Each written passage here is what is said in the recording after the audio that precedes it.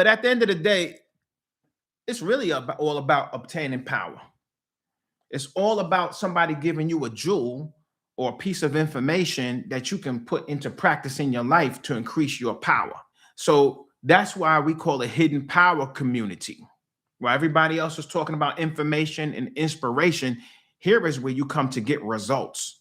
This is why we just don't have me talking all day. You have to come out to a training as well. You have to invest in products as well. We have a community as well because it's all about results. You're not going to get results just listening to folks talk with no tools. AI will force us to become more human. It's going to force us to go to the next level of our humanity. And those who use it as a lever, right? We call it quantum leverage, right? Those who use it as a catalyst, they're going to go to the next level. Other people are going to use it as a crutch, and they're going to degenerate.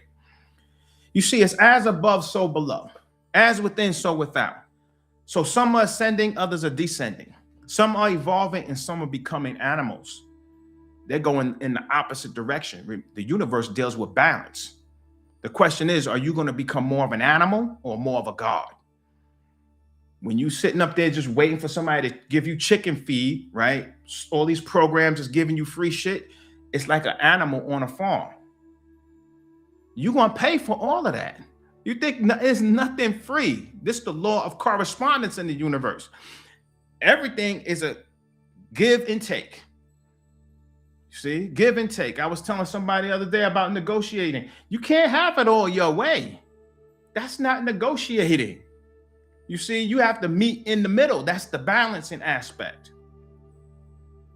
So AI can process information in a superhuman form. It can write, it can create videos, it can create reality that's indistinguishable from real reality. It can create all types of illusions. It can imitate intelligence. It can make fake news.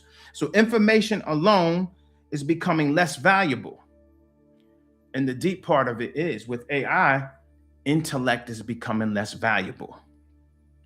You can hold intellect in your hand now. It thinks for you. So in order to have some value, you have to be able to do something AI cannot do. What becomes valuable? Discernment, wisdom, intuition, higher levels of creativity. AI has a level of creativity, but you have to take your creativity to the next level. That's in your divine creativity. They say God is the creator. And if he's our father, then we must also be baby creators. How many of you created something recently? When's the last time you created something? Emotional intelligence, spiritual intelligence, pattern recognition. I'm going to say it's a higher level of pattern recognition. AI is a brain. It recognizes patterns too. You got to be on a whole different level. And then when you get on that higher level, now AI becomes like your employee. It becomes your agent. You ride in the beast, right? You ride in the beast. It works for you. It's supposed to work for you. Everything is supposed to bow and work for you in your reality. So don't compete with machines at being machines. You have to become more human. I remember back in high school, and this is where I really started to do very well in school, because I realized something.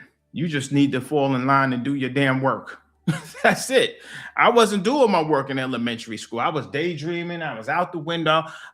After recess, I'm still looking outside like, man, I'm projecting myself. I'm not even there. Zoning out. Middle school, total playground. All about jokes, right? All about ranking and joning on folks. Big party. And then the final exam coming, I aced that and everything, but played the whole time. But then I realized something. When I got into consciousness around 14, I said, you know what?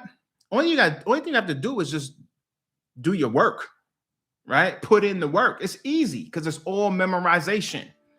And kids that I thought was so smart, I was running circles around them because I had consciousness.